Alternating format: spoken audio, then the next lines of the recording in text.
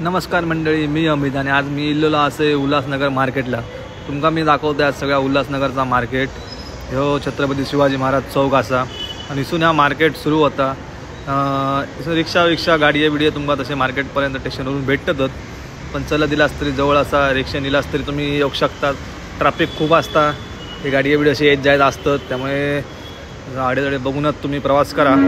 या भांड्यांची गल्ली असा, ही चपलांची गल्ली आहे आणि समन्वय गर्दी संध्याकाळची खूप असतात. तसे आज मी गेलो आहे त्यामुळे गर्दी थोडी कमी होती. आणि हो पंख्यावालो असा थोडी हवा देताना.